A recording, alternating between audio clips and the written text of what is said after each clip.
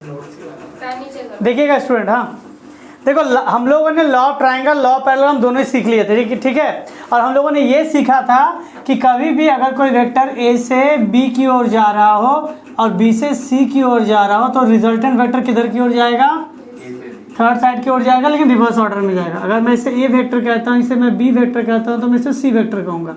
So C vector is equal to क्या होता है, ए वेक्टर प्लस बी वेक्टर। यहाँ पे आप लोगों का जो डाउट होता है वो ये होता है कि आप कह देते हो कि सर इस वेक्टर और इस वेक्टर दोनों को जोड़ने से क्या मुझे थर्ड वेक्टर मिलेगा। तो हाँ, इसका आंसर राइट है कि इन दो वेक्टर को जोड़ने से आपको थर्ड वेक्टर मिलेगा। लेकिन जो मिसकंसेप्शन है वो ये है कि आप कहते हो सर अगर इसकी वैल्यू 5 वेक्टर ये 6 वेक्टर है तो क्या 11 वेक्टर होगा। नहीं, गलत। थर्ड साइड आपको बताता है रिजल्टेंट, ये आपका क्या बताएगा, आपको रिजल्टेंट बताएगा। और रिजल्टेंट बताता है आपका डायरेक्शन किधर है। ऐसा रिजल्टेंट बताता है कि आपका डायरेक्शन किधर है। ये कभी भी नहीं बताता कि मैग्नीट्यूड की वैल्यू क्या है, ये कभी नहीं बताता कि आपकी मैग्नीट्यूड की वैल्यू क्या है। जैसे मैं एग्जांपल की तरह बताता हूँ, ये मान लीजिए ए वेक्टर है, इसकी वैल्यू 3 यूनिट, बी वेक्टर है, इसकी वैल्यू 4 यूनिट है, ठीक है। और ये जो वैल्यू 4 यूनिट और मैं 3 यूनिट कह रहा हूँ, इसकी सीधी सी बात, इसका मॉड की वैल्यू मैं बता रहा हूँ। वेक्टर हमेशा आई जे के की रिस्पेक्ट में दिखी जाती है, लेकिन मैं इसका मॉड दिखा रहा हूँ 3 यूनिट और ये 4 यूनिट। तो कभी भी आप ये मत समझिएगा कि आपकी जो सी वेक्टर है वो 3 + 4 इट मीन 7 यूनिट होगा। नहीं, ये नहीं होता। ये आपका जो थर्ड वेक्टर है वो बताता है कि आपका डायरेक्शन यानी इफेक्ट किधर जाएगा। इसके लिए आपने अगर बुक पढ़ेंगे तो आपको एग्जाम्पल भी दी गई है कि मान लेते हैं कि एक नदी है, मान लेते हैं कि एक नदी है, इसके अंदर क्या है, कोई शिप जा रहा है, ठीक है। और शिप बीच में मान लेते हैं कहीं पर रुक गई है, ख़राब हो गई है, या कोई नाव ख़राब हो गया।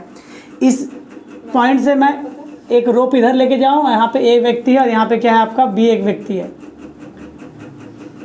तो मुझे पता है कि ओ से एक ही तरफ एक व्यक्ति इस रोप को आगे की ओर खींच रहा है, बी और इधर आगे की ओर खींच रहा है। तो अगर मैं इसे ए वेक्टर कहूँगा, इसे मैं बी वेक्टर कहता हूँ, तो सीधी सी बात ये पैरेललोग्राम का लॉ लग जाएगा और रिजल्टेंट क्या होगा, इस डायरेक्शन की ओर आएगा।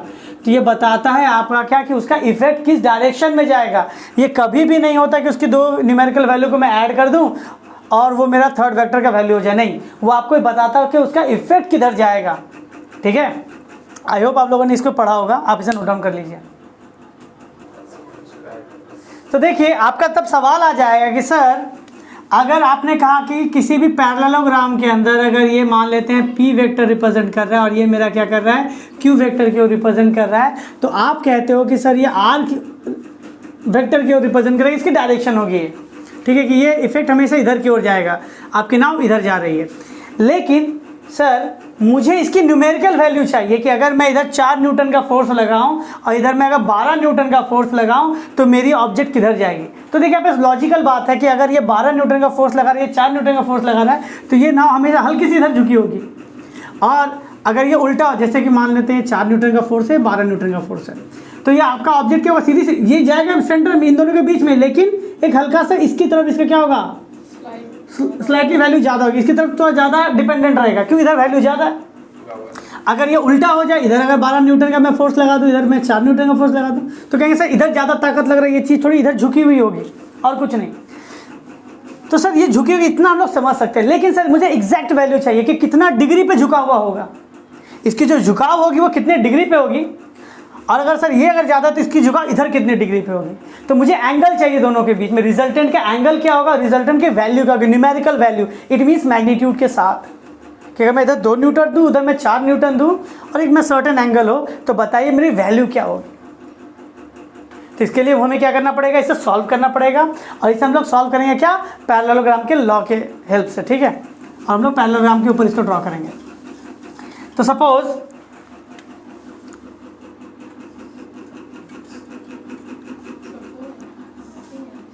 एक पैरेललोग्राम है, इधर P वेक्टर है, इधर क्या है, उसके दो एडजेसेंट साइड के ऊपर हम लोग देखिए कोई इनिशियल पॉइंट है, आप लोग ऑलरेडी डिस्कस किया हुआ है।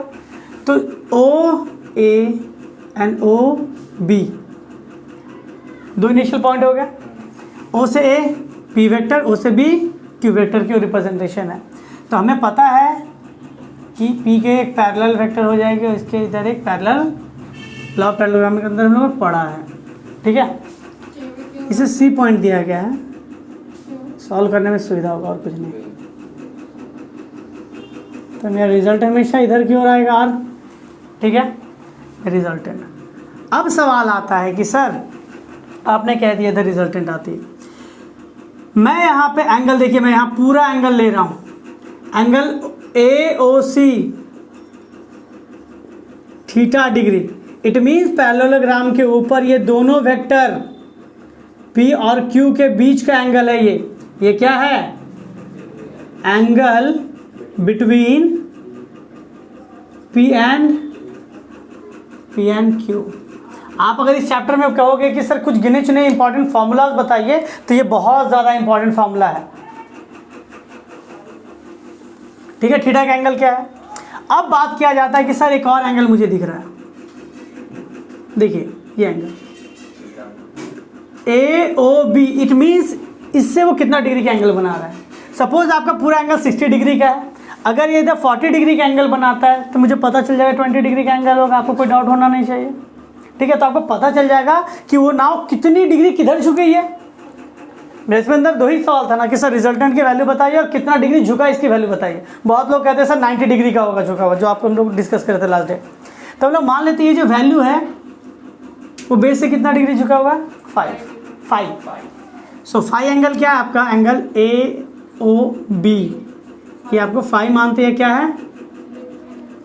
Angle between P vector and resultant और P वेक्टर के बीच में एंगल कितना डिग्री का, ठीक है।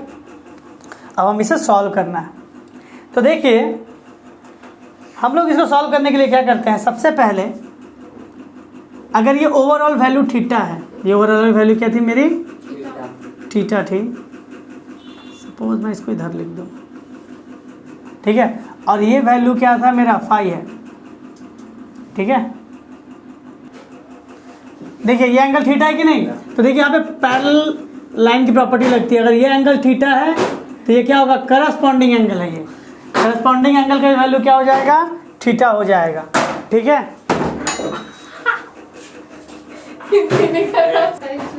देखिएगा तो ये एंगल अगर थीटा है तो ये एंगल भी क्या होगा? थीटा, करस्पॉन्डिंग एंगल है। और मुझे पता है कि इस एंगल और इस एंगल को जोड़ के 180 डिग्री आता है। इट मीन्स अगर ये एंगल थीटा है तो ये क्या होगा? 180 माइनस थीटा। इट मीन्स आपको एग्जांपल के साथ मैं बताता हूँ, सपोज ये एंगल आपका 60 डिग्री है, तो हमें पता है ना कोई इंटीरियर एंगल को जोड़ के 180 डिग्री की वैल्यू आती है। तो ये वैल्यू अगर 60 है तो ये क्या होगा? 180 माइनस 60। इस एंगल की वैल्यू कितनी हो जाएगी? 180 माइनस 60। इट मीन्स क्या हो जाएगा? ये 120 डिग्री हो जाएगा। सो इसी सारे कॉन्सेप्ट का यूज़ करके मैं क्या लिख सकता हूँ? मैं लिख सकता हूँ कि ये एंगल आपका अगर थीटा है तो ये एंगल की वैल्यू कितनी हो जाएगी?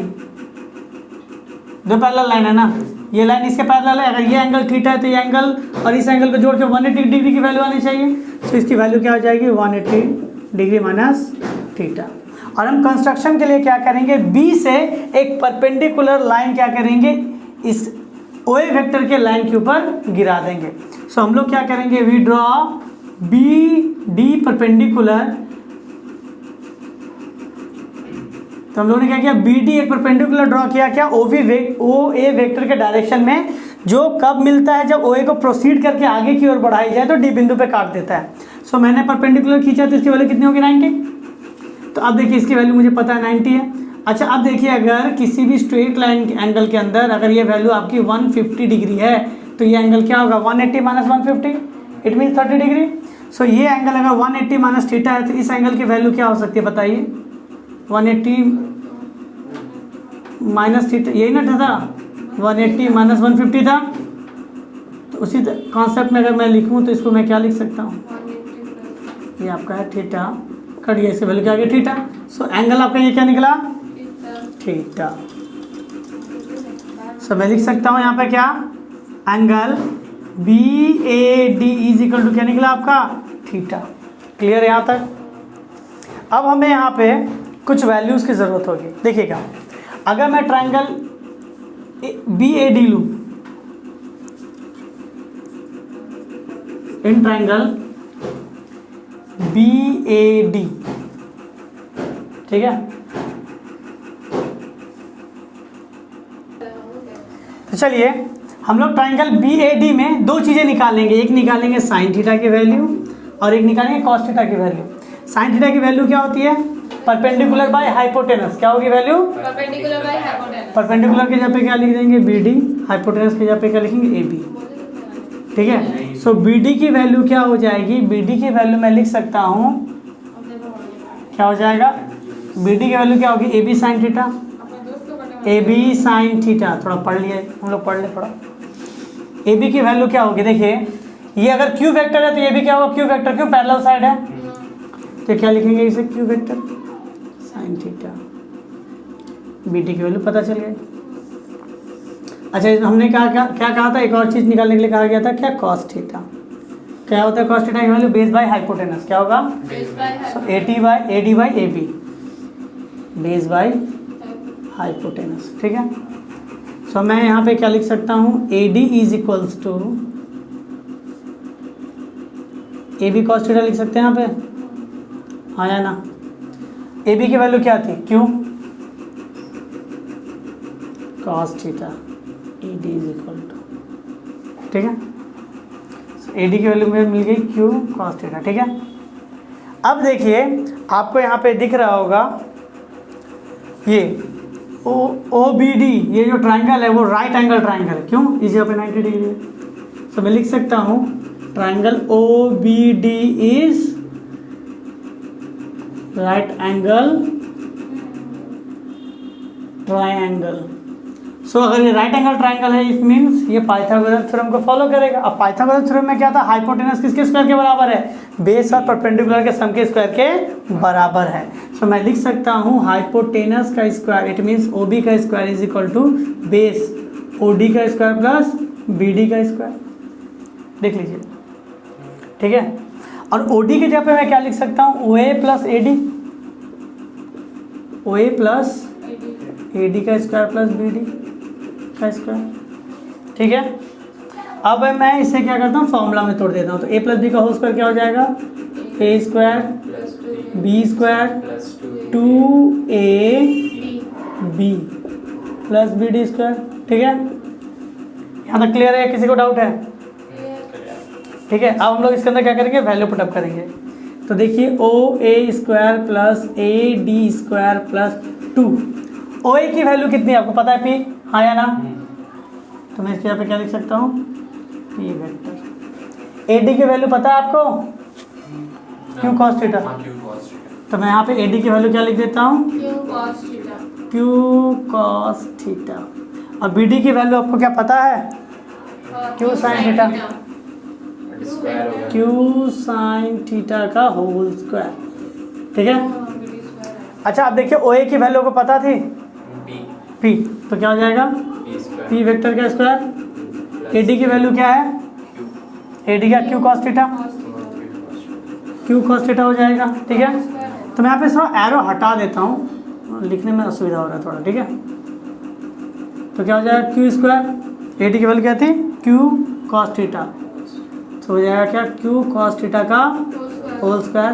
ये हो गया 2PQ cos थीटा, और ये Q स्क्वायर क्या आ जाएगा? तो क्या हो जाएगा? Q square sine square theta. ठीक है, और ये OB क्या था? OB मेरा R था, सो मैं R स्क्वायर लिख सकता हूँ। P स्क्वायर, ये हो जाएगा Q square cos square theta plus, इसे थोड़ा अरेंज करने के लिए मैं सामने ला देता हूँ, Q square sine square theta plus 2PQ cos theta. अब देखिए P स्क्वायर, अगर मैं इन दोनों से Q स्क्वायर कॉमन निकाल लूँ तो क्या हो जाएगा? cos square theta plus sine square theta plus 2PQ cos theta. ठीक है, P स्क्वायर प्लस ये क्या हो जाएगा? 1 हो जाएगा, इसे मैं लिखूँगा Q square 2PQ cos theta. ठीक है, यहाँ तक क्लियर है? डाउट है? ठीक है, अब यहाँ पे हम लोग लिख सकते हैं इसे R स्क्वायर के बराबर था, तो मेरा R स्क्वायर की वैल्यू निकल गई। सो R की वैल्यू क्या हो जाएगी? रिजल्टेंट R था ना, P square plus Q square plus 2PQ cos theta. अब देखिए आपका सवाल का जवाब मिला कि देखिए अगर इधर 12 न्यूटन का फोर्स हो, इधर अगर 4 न्यूटन का फोर्स हो, आपका रिजल्टेंट का मैग्नीट्यूड यानी वैल्यू पूछी जाए, क्योंकि आर तो बताता है कि डायरेक्शन किधर है, अगर आपको उसका मैग्नीट्यूड पूछा जाए, उसकी वैल्यू पूछी जाए, तब क्या लिखेगा?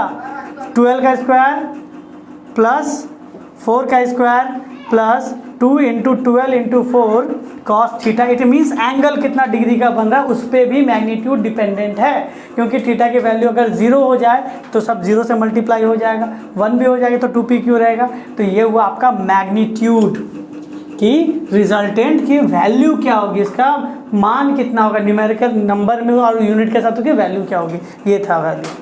अब हमने सिर्फ एक चीज़ और चीज़ देखना है कि वो अगर 12 न्यूटन का मैं फोर्स इधर देता हूँ, 4 न्यूटन का फोर्स इधर देता हूँ, तो सीधी सी बात है 12 न्यूटन की तरफ झुकी रहेगी, कितना डिग्री झुकेगी वो। अब हम लोग इसके बीच के एंगल निकालेंगे, आप जब तक यहाँ तक इसे नोट डाउन कर लीजिए।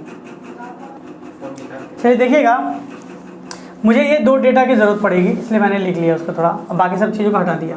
अगर मैं ट्राइंगल BOD देखूँ, इन ट्राइंगल OBD कह सकते हैं, OBD, अगर इस यहाँ पे मुझे इस फाई की वैल्यू चाहिए, मैं चाहता हूँ क्या, tan फाई, तो tan फाई की वैल्यू क्या होगी? tan की वैल्यू होती है perpendicular by hypotenuse, it means BD by perpendicular by base होगा, हाँ BD बाय OD। tan की वैल्यू क्या होती है? Perpendicular by base, P/B। अब देखिए मैं BD को तो BD लिखूंगा, OD को मैं क्या लिख सकता हूँ, OD, OA plus AD। BD की वैल्यू मुझे पता है Q साइन थीटा, OA की वैल्यू कितनी पता है P, और AD की वैल्यू मुझे कितनी पता है Q कॉस थीटा। तो देखिए tan फाई यही ना चाहिए था।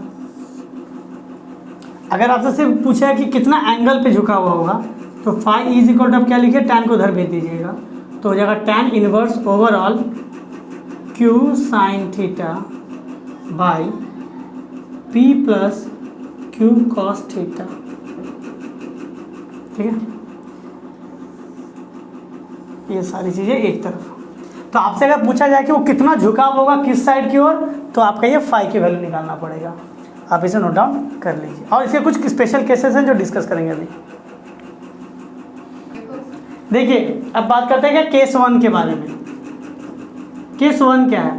केस 1 कहता है कि अगर थीटा की वैल्यू 90 डिग्री हो जाए। अब कहेंगे सर इसका मतलब क्या? इसका मतलब ये हुआ कि दोनों वेक्टर एक दूसरे पर क्या है, परपेंडिकुलर है। दोनों वेक्टर आपस में क्या होंगे, परपेंडिकुलर होंगे। जैसे कि देखिए अगर एक वेक्टर इधर और एक वेक्टर इधर, तो देखिए रेक्टेंगल भी बन सकता है। अगर दोनों की मैग्नीट्यूड सेम होगी तो रेक्टेंगल क्या हो जाएगा, आपका स्क्वायर बन जाएगा। दोनों की मैग्नीट्यूड अगर अलग होगी तो क्या हो जाएगा, रेक्टेंगल बन जाएगा, P और Q। तब रिजल्टेंट एकदम मिडिल से जाएगा। ठीक है, उस समय के लिए अगर मैं बात कर लूँ एंगल के बारे में, तो क्या हो जाएगा, tan फाई। देखिए tan फाई की वैल्यू हो जाएगी Q sine theta, Q sine, और एंगल की वैल्यू कितनी थी यहाँ से यहाँ तक, दो वेक्टर के बीच में थीटा 90 डिग्री है, sine 90 by P plus Q cos theta. It means cos की वैल्यू क्या होगी, 90। अब बताइए Q साइन 90 की वैल्यू कितनी थी, 1। P प्लस Q कॉस 90 की वैल्यू कितनी, 0। सो हो गई Q by P। tan phi की वैल्यू क्या हो गई, Q by P। So phi की वैल्यू क्या हो गई, tan, उस पर जाएगा tan inverse Q by P। तो ये हो गया आपका एंगल। जब थीटा कितना होगा, जब दो वेक्टर आपस में क्या होंगे, किस एंगल बनाएंगे, 90 डिग्री एंगल बनाएंगे, एक के ऊपर एक परपेंडिकुलर का काम होगा। ठीक है, ये था आपका केस 1।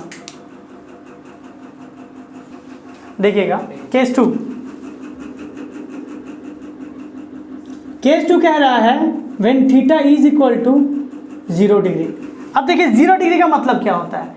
0 डिग्री का मतलब ये होता है कि अगर एक वेक्टर ऐसा है और एक वेक्टर क्या है, पैरेलल है। दो वेक्टर का पैरेलल हो तो दोनों के बीच का एंगल 0 डिग्री होता है। या फिर अगर एक वेक्टर P इधर है, Q भी इसी लाइन के ऊपर है, तब भी दोनों का वेक्टर का वैल्यू क्या हो जाएगा, आपका दोनों के बीच का एंगल क्या होगा, 0 डिग्री होगा। यही दो कंडीशन है जहाँ पे कि थीटा की वैल्यू 0 डिग्री होती है।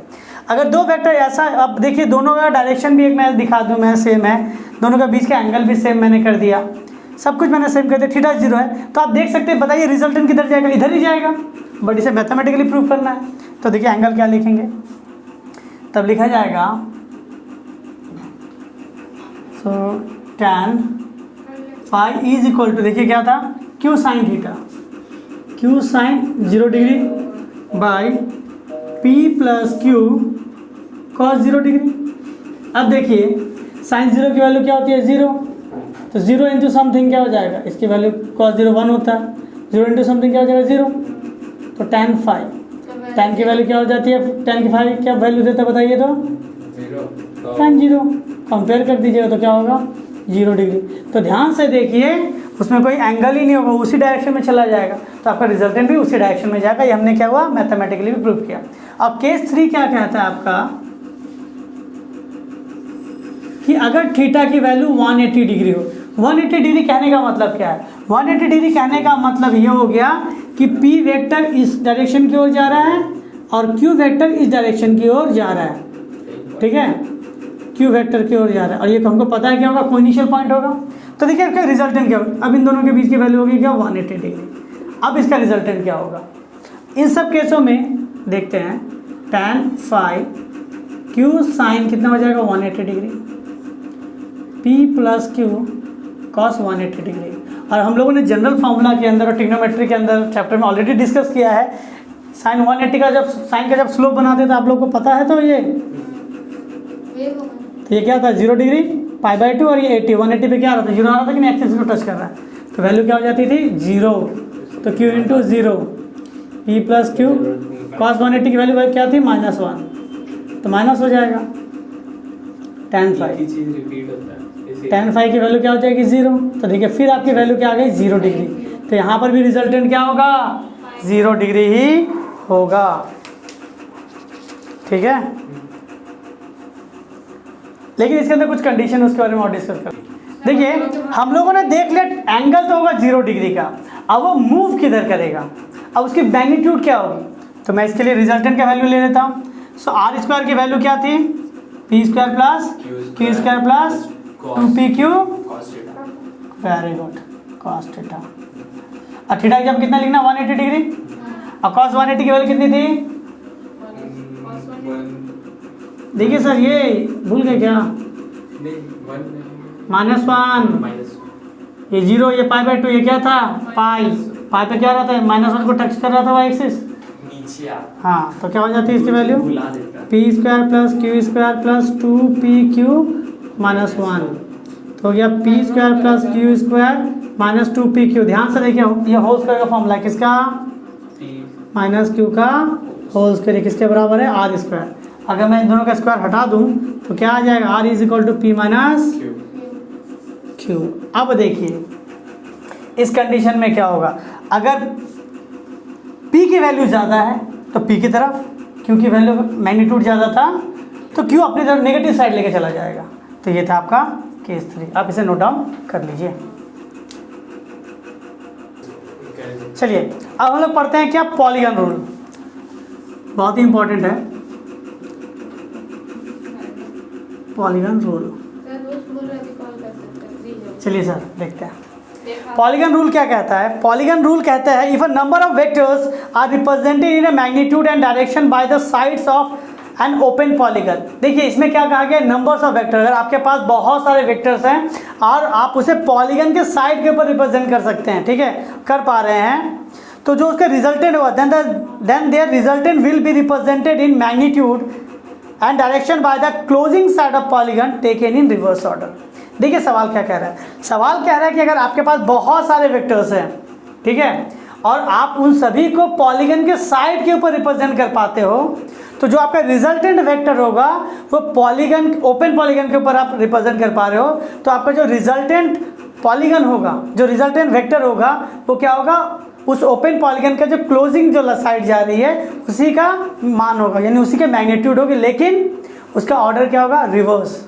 इट मीन्स उसका डायरेक्शन क्या होगा, रिवर्स। तो हम लोगों ने क्या सीखा, हमने ये कहा गया है पॉलीगन क्या हो सकता है, एक वेक्टर ए, एक वेक्टर बी,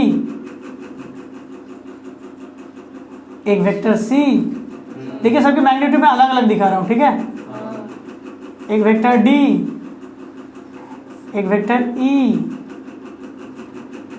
एक वेक्टर एफ। मैं अलग अलग दिखा रहा हूँ, देखिएगा ये पॉलीगन में है। तो अब क्या कह रहा है, जो आपका रिजल्टेंट वेक्टर होगा, जो आपका रिजल्टेंट वेक्टर होगा वो उसके क्या होगा, क्लोजिंग साइड के बराबर होगा।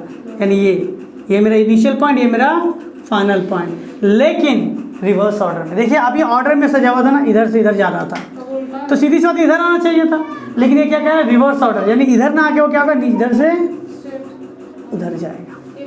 पॉलीगन कैसे होगा? ठीक है, तो ये जी क्या होगा आपका, रिजल्टेंट। ये आपका क्या होगा, रिजल्टेंट। क्लियर है? अभी हम इसे प्रूव भी करेंगे। ठीक है, तो ये आपका क्या होगा, आंसर होगा कि आप कभी भी किसी ओपन पॉलीगन के साइड्स के ऊपर अगर वेक्टर्स को दिखा रहे हो और ये ऑर्डर्स में जाने चाहिए कि उसका डायरेक्शन हमेशा एक ही ऑर्डर में जा रहा होगा, तभी जो रिजल्टेंट है वो क्लोजिंग साइड के बराबर होगा और रिवर्स ऑर्डर में होगा।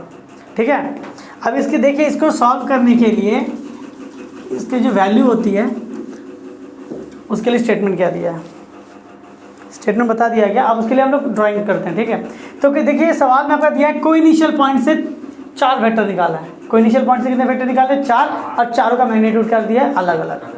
देखिएगा, बड़ा वेक्टर है भी, एक छोटा सा वेक्टर, ये आपका ए वेक्टर, ये आपका क्या है बी वेक्टर, ये आपका थोड़ा बड़ा सी वेक्टर, और ये आपका थोड़ा बड़ा ही ले लेते हैं डी वेक्टर। इसमें शायद एक ही जैसा दिख रहा था। ठीक है, ये सभी को इनिशियल पॉइंट है। और आपको बताया गया था ना, को इनिशियल या कोई भी लाइन को पैरेलली लेके जा सकते हो, आपकी इच्छा है। तो मैं इसको उठाता हूँ और इसको मैं उठा के इस जगह पे पैरेलल लेके आता हूँ। ठीक है, तो उसकी मैं पैरेलल लेके आऊँगा तो ऐसा लिख सकता हूँ। देखिएगा, कुछ स्टेटमेंट नहीं देना पड़ेगा इसके लिए, स्टेटमेंट बुक में पढ़ लिया, हम तो समझा देते हैं इधर। तो देखिए, ये आपका ए वेक्टर है, आपने क्या हुआ, ओ पॉइंट उसको नीचे की ओर लेके आ जाते हैं। मैं इसका नाम देता हूँ ए बी। मुझे इन्हीं वेक्टर को क्या करना है, ओपन क्या किसके ऊपर रखना है, पॉलीगन के अंदर। ए वेक्टर के बाद मुझे बी वेक्टर की जरूरत होगी। बी वेक्टर को मैंने, देखिए ये है ना, इसके पैरेलल आगे सामने भी लेके जा सकते हैं। तो इस वेक्टर को मैं अगर पैरेलल लेके आता हूँ तो वैल्यू चेंज नहीं होती, सारी चीज़ें सेम होती है। मैं इसको आगे लेके आता हूँ तो क्या हो जाएगा, देखिए तो। ठीक है, डाउट रहने से बताइएगा। क्लियर यहाँ तक, बी वेक्टर आया ना। अब देखिए, मैंने ए का काम कर दिया, बी का काम। अब सी का वेक्टर क्या होगा, सी वेक्टर पैरेलल, देखिए ऐसे आ रहा है, ऐसे आएगा। क्लियर है? तो मैं सी वेक्टर, मैं इसको उठा के ऐसा लिख सकता हूँ। ध्यान से देखिए, आप ऐसे लिखे या ऐसे लिखे, बात एक ही है। ठीक है, बी वेक्टर किधर जा रहा होगा आपका, इधर है ना, ऐसे ले आ सकता है और उसी लाइन के ऊपर आ सकता है। तो मैं इसे क्या लिख सकता हूँ, थोड़ी छोटे कर देता हूँ। डी वेक्टर था। ठीक है, तो देखिए मैंने इन चारों वेक्टर को ए बी सी डी, इन चारों को मैंने पॉलीगन, ओपन पॉलीगन है, इसके साइड पर डाल दिया। क्यों, देखिए ये साइड खाली हुई, ओपन पॉलीगन के साइड के ऊपर डाल दिया। तो मेरा लॉ क्या कहता है, जो आपका रिजल्टेंट होगा वो उसका क्या होगा, जो लास्ट साइड बचा उसका क्लोजिंग साइड होगा। लेकिन किस ऑर्डर में होगा, रिवर्स। देखिए ऐसे ऐसे ऐसे ऐसे, तो ऐसे आना चाहिए था, लेकिन ये क्या होगा, इधर ना आके क्या होगा, उस साइड की ओर जाएगा। मैं इसको अगर इस तरह से रिप्रेजेंट करना चाहूँ, देखिएगा ये होगा, ये सब क्लोजिंग साइड होगा, ये होगा रिजल्टेंट। ये क्या होगा आपका, आर, ये होगा रिजल्टेंट वैल्यू। ठीक है, और मैं पहले जैसे बता रहा था सर, ये आपका आर जो है ना सर, ये बताएगा डायरेक्शन किधर जा रहा है। मैं बार बार आपको बता रहा हूँ ये बात, ये कभी नहीं बताता कि उसकी मैग्नीट्यूड कितनी होगी। मैग्नीट्यूड के लिए आपको P square Q square 2pq cos theta वाले फॉर्मूला आपको यूज़ करना है। अब कहेंगे सर आर की वैल्यू क्या होगी, बताइए डायरेक्शन में आप वैल्यू तो बताओ। तो देखिएगा, आप अगर इसमें ट्रायंगल लॉ लगाओ, सारे वेक्टर आप भूल जाओ, सिर्फ आप याद करो क्या, ए और इसको याद रखो। तो देखिए मैं कह सकता हूँ कि ए बी ट्रायंगल के 2 साइड के वेक्टर्स हैं एक ऑर्डर में, तो रिजल्टेंट क्या होता है, थर्ड साइड इन रिवर्स ऑर्डर। तो मैं इसको अगर जोड़ दूँ इस तरह से, थर्ड साइड इन रिवर्स ऑर्डर, तो आर की वैल्यू क्या होगी, ए प्लस बी वेक्टर होगा, आया ना। तो मुझे यहाँ से देखिए, मैंने एक और सी डी ई, मैंने ए सी वेक्टर निकाल लिया। मैंने क्या निकाल लिया, अब ए सी वेक्टर निकाल लिया। तो आप इसे भूल जाओ थोड़ी देर के लिए, आप इसे क्या करो, थोड़ी देर के लिए भूल जाओ। तो AC वेक्टर की वैल्यू क्या है, A plus B, CD vector क्या है, C।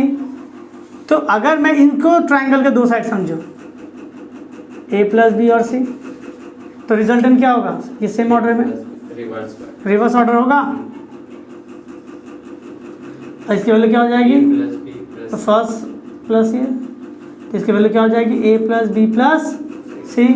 अब मैं इसे भूल जाता हूँ, ठीक है।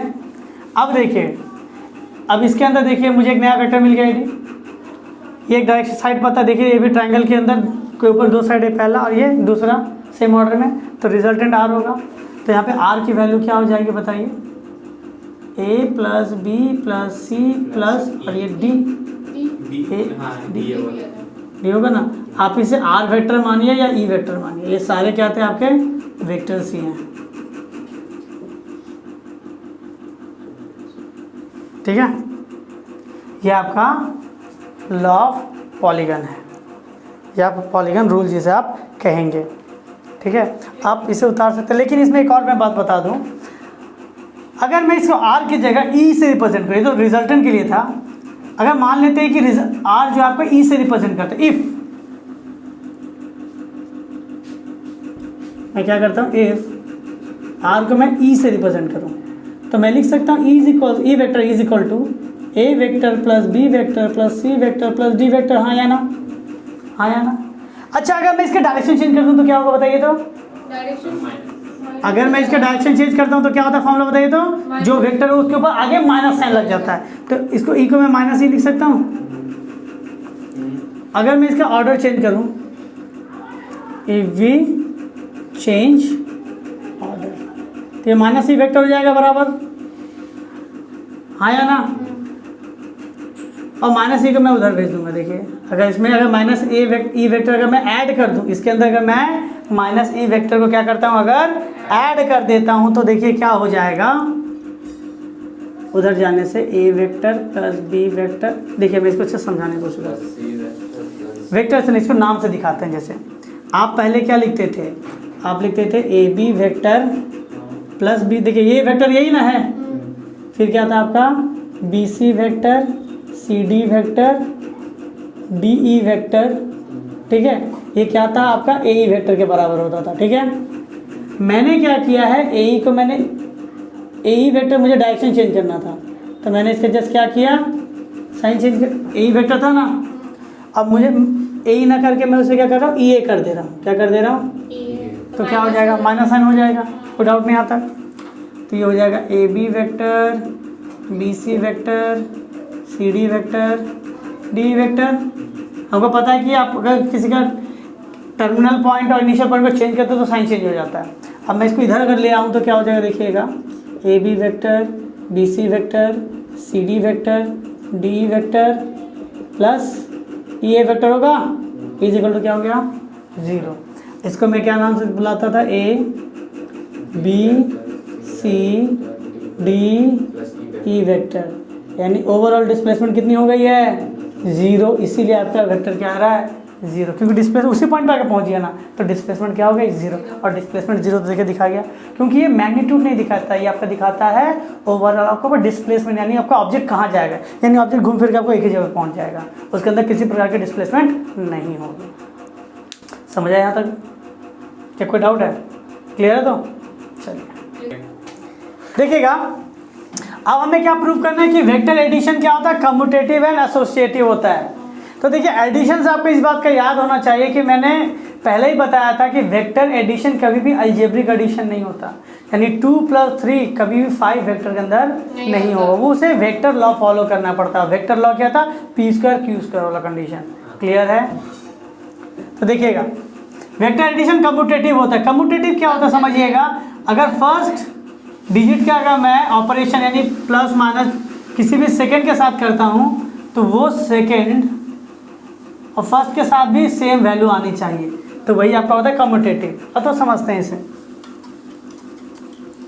अगर मैं P वेक्टर और Q वेक्टर को ऐड करूँ, R मिल रहा है मुझे, हाँ या ना, तो मैं क्या कह सकता हूँ, R वेक्टर किसके बराबर होगा, P vector plus Q vector, हाँ या ना।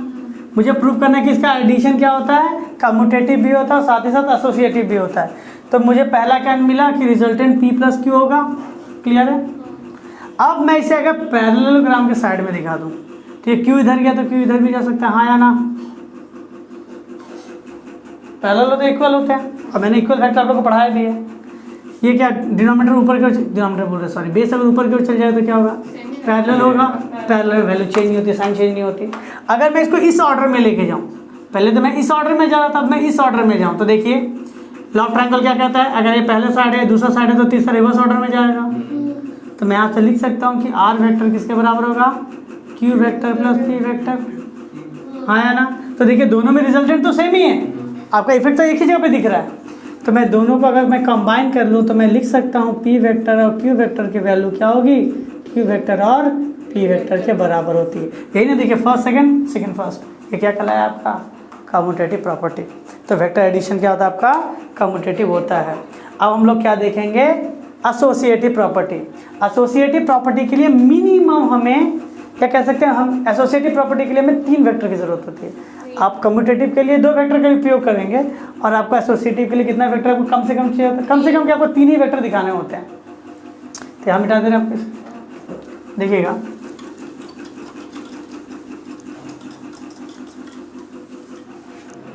सपोज हम लोग कोई इनिशियल पॉइंट ले रहे हैं, इस जगह से 3 वेक्टर निकालेंगे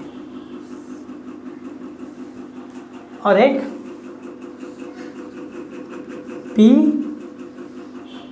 Q S, ठीक है, क्योंकि R तुम्हें रिजल्टेंट देगा। अगर मैं इन सब का यूज करके एक ऐसा फिगर बनाऊं जो कि पॉलीगन है, तो पॉलीगन किस तरह से बना सकते हैं बताइए? तो पॉलीगन रूल थोड़ा देर पहले आप लोगों को पढ़ाया गया था, ये ओ था ना। तो पहले हम P वेक्टर का क्या लेके जाते हैं? पैरेलल लेके जा सकते हैं, हाँ या ना? पैरेलल शिफ्ट किया जा सकता है, कोलिनियर शिफ्ट किया जा सकता है, हाँ उठा के लेके चले आए, P वेक्टर हो गया। इसे मान लेते हैं O और इसे मान लेते हैं A पॉइंट, ठीक है। Q को लेके आ सकते हैं, कोई बात नहीं, हाँ या ना? अब थर्ड वाले को ऐसे लेके चले आओ, बड़ा नहीं हो जाएगा सर ये एस वेक्टर है, हाँ या ना? देखिएगा देखिएगा, ठीक है। तो मैं रिजल्टेंट क्या बता दें, पहले हमने पॉलीगन रूल से पढ़ा है कि अगर ये ओपन साइड के अंदर है तो रिजल्टेंट क्या होगा आपका? उसका क्लोजिंग साइड होगा लेकिन रिवर्स ऑर्डर में, वही जाएगा यही ना आ रहा है। पॉलीगन में जिसके बहुत सारे साइड होते हैं, तो पता है। ठीक है।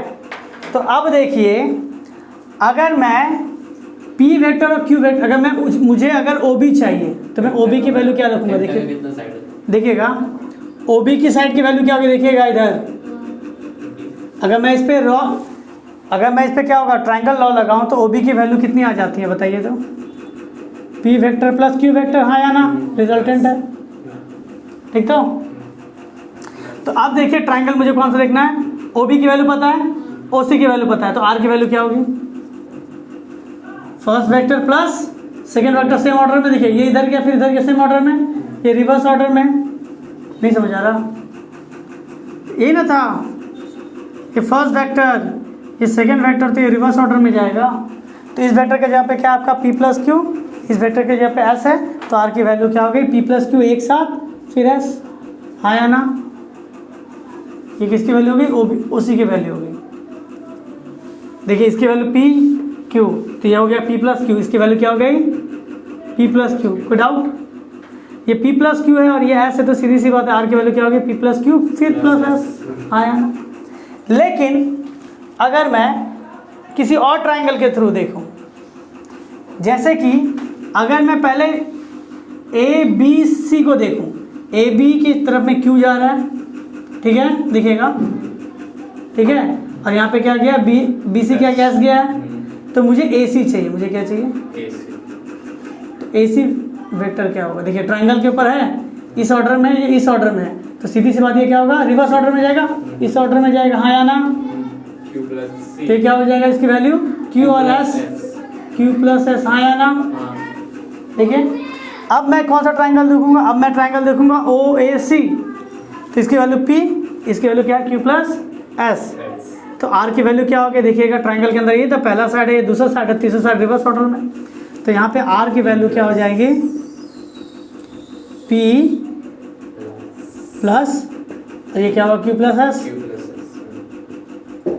तो देखिए मैंने क्या प्रूव किया है, P plus Q vector plus S vector is equal to P vector plus Q plus S vector. Angle आपस इसे क्या कहा जाता है, आपका एसोसिएटिव प्रॉपर्टी। यानी इससे आपको ये पता चलता है कि आप वेक्टर में अगर आपको बहुत सारे वेक्टर दे दिए, किसी भी ऑर्डर में सजा दिया गया, रिजल्टेंट आपको वही मिलना है। रिजल्टेंट का इफेक्ट चेंज नहीं होता, आप इधर से प्लस कर रहे हो या उधर से प्लस कर रहे हो, आपको रिजल्टेंट वही मिलेगा और आपको रिजल्टेंट की इफेक्ट भी आपको वही मिलेगा। कहने का मतलब आपका यही था, आप किसी भी ऑर्डर में वेक्टर को रख लेते हो, अगर आपका रिजल्टेंट एक ही डायरेक्शन में जा रहा है तो उसकी वैल्यू भी वही होगी, आप किसी भी ऑर्डर से क्यों ना जाओ। क्लियर है? यहाँ तक क्या डाउट है? क्लिक करो। देखिएगा हमारा नेक्स्ट टॉपिक क्या है, यूनिट वेक्टर। देखिएगा आप लोगों को जैसे पता है कि कोई एक वेक्टर है, इस तरह से रिप्रेजेंट किया गया ए वेक्टर को, हाँ या ना? क्लियर है, डाउट है? अब देखिए इसकी जब वेक्टर है तो इसका कोई इनिशियल पॉइंट होगा, कोई इसका टर्मिनल पॉइंट होगा। तो मैं इसे मान लेता हूँ ए और इसे मान लेता हूँ क्या, बी। आप इसका लेंथ क्या कह सकते हैं, कितना मीटर होगा, 3 मीटर, 4 मीटर, 8 सेंटीमीटर, 20 मिलीमीटर, कुछ तो वैल्यू होगी। तो मुझे पता है इसकी मैग्नीट्यूड, क्योंकि मुझे पता है कि वेक्टर तो क्या होगा, इसके पास मैग्नीट्यूड होगा, डायरेक्शन होगा। अब मैग्नीट्यूड होगा मतलब सिर्फ मैग्नीट्यूड नहीं, मैग्नीट्यूड के साथ क्या चाहिए, यूनिट भी चाहिए, तभी ना वेल डिफाइन होगा। तो ये 3 मीटर क्या है, तो इसका मतलब क्या हुआ, इसका मतलब हुआ ये कि मैं ए बी यानी ए वेक्टर को मैं क्या कर सकता हूँ, 3 इक्वल पार्ट में डिवाइड कर सकता हूँ। क्या कर सकता हूँ, 3 इक्वल पार्ट में डिवाइड कर सकता हूँ। ये यानी दो, देखिए मैंने 2 सेगमेंट में काट दिया, 1 2 3, और इन तीनों की लेंथ क्या है, सेम है, हाँ या नहीं? तो मैं कह सकता हूँ ये जो देखो, अगर ये अलग वेक्टर हो जाए तो ये भी इस लाइन को रिप्रेजेंट कर रहा है, ये अलग वेक्टर हो जाए तो ये भी इस लाइन को रिप्रेजेंट कर रहा है, ये अगर अलग वेक्टर हो जाए तो ये भी इस लाइन को क्या कर रहा है, आपका रिप्रेजेंट कर रहा है। तो यानी इसे क्या कहा जाएगा, यूनिट वेक्टर। इसे क्या कहा जाता है, यूनिट वेक्टर। अब कहेंगे सर आप क्या कहना चाहते हैं, थोड़ा एक बार फिर से समझाइए। सपोज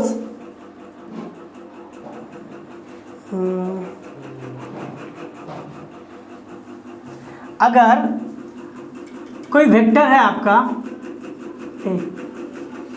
ठीक है, इसका कुछ क्या होगा, वैल्यू होगी, इसकी कुछ न्यूमेरिकल वैल्यू होगी, उसे हम लोग मॉडुलस से निकालते हैं। ये थोड़ा हायर हो जाता है लेकिन मैं आपको समझाने की कोशिश करूंगा। देखिएगा आपको कभी भी इस तरह का सिंबल दिखे ना, इसका मतलब होता है मॉडुलस ऑफ ए। इसका भरपूर यूज होता है। इसे लोग क्या पढ़ते हैं, मॉडुलस ऑफ वेक्टर ए, ठीक है। और याद रखिएगा मॉडुलस बताता है मैग्नीट्यूड, न्यूमेरिकल वैल्यू, उसका लेंथ कितना है। और मॉड नेवर बी नेगेटिव, किसी की लेंथ नेगेटिव होती ही नहीं। कहेंगे सर मैंने बहुत बार सॉल्व करूंगा आगे जाके मैं सवाल, तो आप देखिएगा सर नेगेटिव आ जाता है। तो फिर कहिएगा सर आपने कहा था कि सर मॉड कभी नेगेटिव नहीं होता, लेंथ नेगेटिव नहीं होती। लेंथ कभी नेगेटिव नहीं होती, डायरेक्शन ऑपोजिट होता है, इसलिए वो नेगेटिव साइन दिखा देता है, बस और कुछ नहीं। तो मॉड क्या होता है, हमेशा पॉजिटिव। ये उसका क्या होगा, मैग्नीट्यूड दिखाता है। ये क्या दिखाएगा, लेंथ उसका पी स्क्वायर क्यू स्क्वायर के हिसाब से मैंने नहीं कहा कि कितना वैल्यू आता है, एक न्यूमेरिकल वैल्यू दिखाती है, इसे कहता है मॉड ए, ठीक है। और ये एक वेक्टर होता है। मैं अगर इस पूरे वेक्टर को ए वेक्टर से रिप्रेजेंट करना चाहूँ, मैं पूरा ए बी को किससे रिप्रेजेंट करना चाहता हूँ, अगर ए वेक्टर से, तो ये पता है ये छोटी सी जो यूनिट आपको दिख रही है इसे कहा जाएगा यूनिट वेक्टर। इसे क्या कहा जाएगा, देखिए अगर मैं मान लेता हूँ कि मॉड ए की वैल्यू है 3 यूनिट, कितनी यूनिट है, यानी 3 बराबर पार्ट में बढ़ गई है। ये एक यूनिट, ये एक यूनिट, ये एक यूनिट, हाँ या ना? एक ये यूनिट होगा, एक ये यूनिट होगा, एक ये यूनिट होगा। इसको मैं मान लेता हूँ पी और इसको मान लेता हूँ क्यू। तो देखिए अगर मैं ए पी को अगर किसी वेक्टर से रिप्रेजेंट करना चाहूँ, पी बी क्यू को अगर उसी वेक्टर से और क्यू बी को क्या उसी वेक्टर से रिप्रेजेंट कर सकता हूँ? कहेंगे सर अगर मुझे पता है कि अगर इक्वल वेक्टर है तो आप इसे उठा के यहाँ पे लिख सकते हो, इसे उठा के लिख सकते हो। मैंने पढ़ाया था आपको, लास्ट क्लास में पढ़ाया था ना आपको। तो हाँ, तो देखिए ये वेक्टर इसके बराबर, ये वेक्टर इसके बराबर। इट मीन्स अगर मुझे किसी भी एक वेक्टर का पता है, अगर उसी लाइन के ऊपर है, तो मेरा यूनिट वेक्टर अगर एक पता तो सबके लिए एप्लीकेबल है। तो यहाँ पे यूनिट वेक्टर का फॉर्मूला क्या होता है, देखिए एक कैप, इसे क्या पढ़ेंगे बाबू, एक कैप। यूनिट वेक्टर जिसके ऊपर कैप लग गया, इट मीन्स वो यूनिट वेक्टर है। वो क्या है, अब जिस लाइन में है उस लाइन का यूनिट वेक्टर है, ठीक है। एक्स एक्सिस में तो उसका यूनिट वेक्टर, वाई तो वाई, अगर किसी अलग लाइन पे तो उसका यूनिट वेक्टर है। तो यूनिट वेक्टर का फॉर्मूला होता है a cap is equal to a vector by mod a. ठीक है, अगर मैं इसको और ज़्यादा सॉल्व करने जाऊं, क्रॉस मल्टीप्लाई कर दूं, तो मैं लिख सकता हूं a vector is equal to nothing but magnitude a mod a into a cap. किसी भी वेक्टर के यूनिट, किसी भी यूनिट वेक्टर को उसके मॉडुलस से गुना कर दीजिए, उसके यूनिट लेंथ से गुना कर दीजिए, उसको आपका वेक्टर मिल जाएगा। अगर हम उसको इस जैसे मान लेते हैं, देखिए मॉड ए की वैल्यू 3 यूनिट थी, मुझे इसका 1 यूनिट पता है, मैं 1 यूनिट को 3 से गुना कर दूँ, 3 आ जाएगा, पूरा ही आ गया, वही था वही मैग्नीट्यूड। मैग्नीट्यूड। और आपके बुक में ये मॉड ए को किससे रिप्रेजेंट किया जा रहा है? एन से, उसकी कोई लेंथ से मापी गई है जो एन टाइम है, नहीं उसकी मॉड शायद ए से A1 से मापी गई है जो कि एन टाइम है। तो मैं ए वेक्टर को कह सकता हूँ कि एन टाइम्स ऑफ ए है, एन बताता है उसका क्या कितना टाइम मॉडुलस, और ये उसका यूनिट हो गया। क्लियर है? ये छोटा सा कॉन्सेप्ट है, आप इसे नोट डाउन कर लीजिए। देखिए हम लोग का अब जो नया टॉपिक है उसका नाम क्या है? सब्ट्रैक्शन ऑफ वेक्टर, यानी दो वेक्टर को घटाना है। तो ध्यान से देखिए, ये भी सब्ट्रैक्शन कहते हैं ना सर। आप एक प्रॉपर्टी से देखिएगा तो ये भी एडिशन ही एक टाइप का, लेकिन नेगेटिव एडिशन होगा। नेगेटिव एडिशन ही तो आपकी सब्ट्रैक्शन हो जाती है। देखिएगा, मान लेते हैं कि अगर एक वेक्टर है P और एक वेक्टर क्या है Q, आया ना? तो मुझे अगर एडिशन कर दूँ तो यहाँ पे तो R निकल जाएगा, इधर आया ना? लेकिन अगर मैं Q का अगर नेगेटिव वेक्टर निकालूँ तो क्या हो जाता है? नीचे ये क्या होगा? नीचे की ओर आ जाएगी ना, डायरेक्शन जस्ट चेंज हो जाता है, और कितनी मैग्नीट्यूड की वैल्यू सेम है, जितनी मैग्नीट्यूड उतनी मैग्नीट्यूड, तो क्या होगा? माइनस क्यू हो जाएगा। मैं इसको थोड़ा बाहर की ओर लिखता हूँ, देखिएगा माइनस क्यू लिख सकता हूँ, समझिएगा थोड़ा, बहुत इंपॉर्टेंट टॉपिक है। इसे क्या कहेंगे? Minus Q vector. हाँ या ना? पहले ये वेक्टर, दो वेक्टर आपस में, देखिए हम लोगों ने पढ़ा है ना कि दोनों के बीच में कितना डिग्री का एंगल हुआ करता है? थीटा। तो अब बताइए, स्ट्रेट लाइन है, तो अगर 70 डिग्री है तो सीधी सी बात है कितना डिग्री होगा? ये अगर 70 डिग्री है तो क्या होता है? 180 माइनस 70 होता है, यानी 110। तो अगर ये आपका थीटा है तो ओवरऑल इधर की वैल्यू कितनी हो जाएगी बताइए? 110। 180 माइनस थीटा। क्लियर है? ये बहुत इंपॉर्टेंट है। क्लियर है यहाँ तक?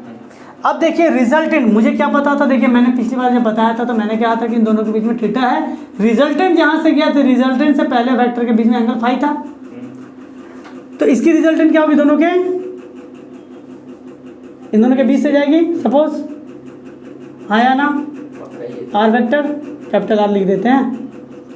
अब मुझे क्या लिया था मैंने पिछली बार? देखिए तो आर से पी की दूरी ली थी, आर से पी की दूरी ली थी कि नहीं? तो मुझे यहाँ से क्या लेना पड़ेगा? यहाँ से इसकी दूरी लेनी पड़ेगी। तो इस दूरी को मैं क्या मानूंगा? एंगल में फाई। क्लियर है?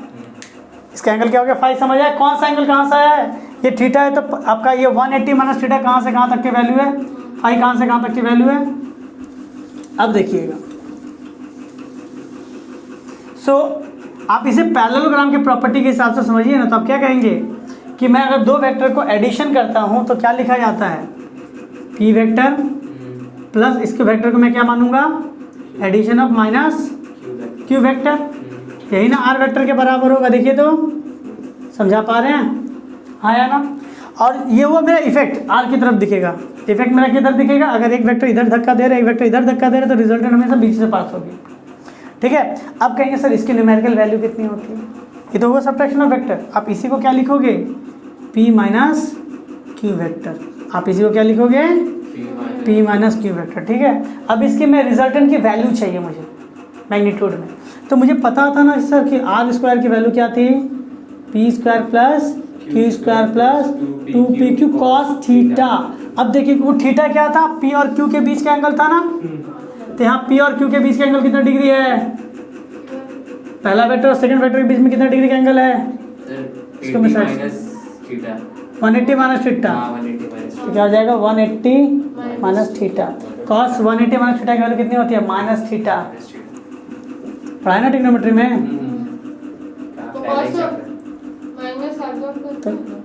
नहीं वो सेकंड कोऑर्डिनेट। अच्छा आपको याद है ना? देखिए कोऑर्डिनेट वाला देखिएगा, 180 माइनस थीटा, यानी इसमें चला आएगा वापस। इसमें कॉस क्या होता है? प्लस क्या? देखिए ऐसा वाला देखिए, कॉस 2 इंटू 90 माइनस थीटा। अब ये थीटा कितना भी डिग्री हो सकता है? 2 यहाँ पे आया, माइनस यानी वापस चला गया। अब इस कोऑर्डिनेट में कॉस क्या पॉजिटिव होता है नेगेटिव होता है? All positive, sine cosec positive. तो यहाँ पे कॉस क्या हो जाएगा? नेगेटिव, और 2 है इसलिए कॉस का कॉस रह जाएगा थीटा। अगर अंदर में तो ना एब्जॉर्ब करेगा तो बाहर में आ गया, उस कोऑर्डिनेट में नहीं है इसके कारण, तो ये क्या हो जाता है माइनस कॉस थीटा। देखिएगा अब मैं इसको मल्टीप्लाई कर दूं तो क्या होगा, p square plus q square minus 2pq cos theta. सीधी सी बात है, किसके बराबर आए, आर स्क्वायर के बराबर। सो आर की वैल्यू क्या होगी सब्ट्रैक्शन में, P square plus q square minus 2pq cos theta. समझा पाए, ये रिजल्टेंट की वैल्यू हो गई। ठीक है, अब कहा जाएगा सर आपने रिजल्टेंट की वैल्यू दिखा दी है तो tan की वैल्यू भी दिखा दीजिए।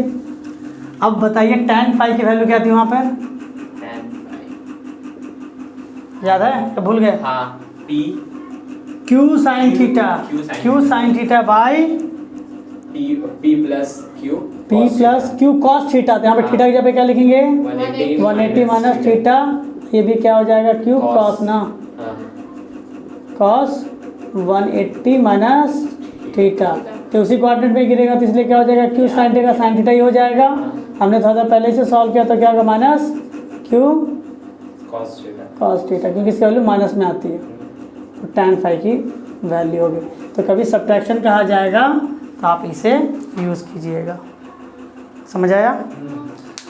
तो आप इसे नोट डाउन कर लीजिए। और मैं पहले बता दे रहा हूँ कि आप जब भी आर निकाल रहे हैं तो रिजल्टेंट की वैल्यू हमेशा पॉजिटिव होगी, क्योंकि मॉड यानी लेंथ कभी भी नेगेटिव हो नहीं सकता।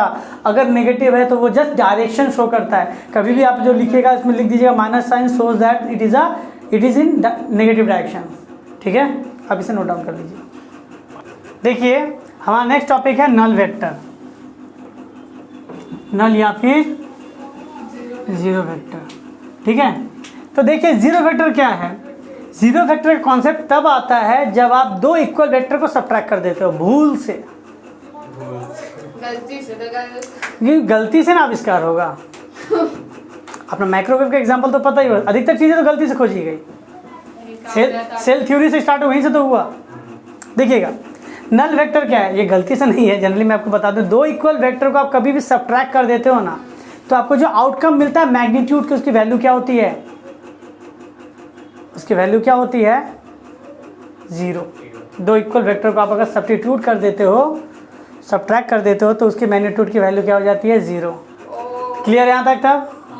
तो दो इक्वल वेक्टर को आपने अगर सब्ट्रैक्ट कर दिया, देखिए हमने क्या निकाला था, p माइनस क्यू वेक्टर निकाला था ना, r। ठीक है, अगर मैं दो वेक्टर p वेक्टर इधर और ये मैं इधर मान लेता हूँ q वेक्टर, लेकिन दोनों का मैग्नीट्यूड क्या है, सेम है, अगर दोनों की वैल्यू अगर सेम है तो मुझे p, दोनों का सेम वेक्टर है तो मैं q के जगह पे p लिख सकता हूँ। तो p से p वेक्टर गया तो क्या बचेगा, रिजल्टेंट। यानी वहाँ पे किसी प्रकार का आपको इफेक्ट देखने को नहीं मिलेगा, ऑब्जेक्ट स्टेशनरी का स्टेशनरी ही रहेगा। क्लियर है? तो ये था जीरो वेक्टर। और मैं बता दूं कि जीरो वेक्टर का कोई डायरेक्शन नहीं होता, क्योंकि जीरो वेक्टर की मैग्नीट्यूड ही नहीं, आप इसकी जब वैल्यू सॉल्व करनी जाएगी तो अनडिफाइंड आ जाएगा। ठीक है, तो आपने क्या दिखेगा कि ये एलिमेंट क्या स्टेशनरी है, इसकी कोई डायरेक्शन नहीं। यूनिट वेक्टर के आप कह सकते हैं कि बहुत सारे डायरेक्शन में जा सकता है, लेकिन नल वेक्टर का आप कहिए कि इसका डायरेक्शन भी नहीं होता, इसके पास मैग्नीट्यूड भी नहीं होता। ये कब प्रोड्यूस होता है, जब दो इक्वल मैग्नीट्यूड वाले वेक्टर को, दो इक्वल वेक्टर को आप इक्वल मैग्नीट्यूड, दो इक्वल वेक्टर होना चाहिए, दो इक्वल वेक्टर को क्या करना पड़ता है, आप अगर सब्ट्रैक्ट कर देते हो, यानी एक वेक्टर इधर जा रहा है, एक उसका अपोजिट चला गया, तो p माइनस क्यू की वैल्यू क्या हो जाएगी, 0 हो जाएगी। तो ये क्या था आपका जीरो वेक्टर या फिर नल वेक्टर। अब हम लोग से क्या करने वाले, कुछ एप्लीकेशन और क्वेश्चन आंसर करने वाले हैं, आप बुक से भी कर सकते हैं। ठीक है, तो आज के क्लास में इतने रखते हैं।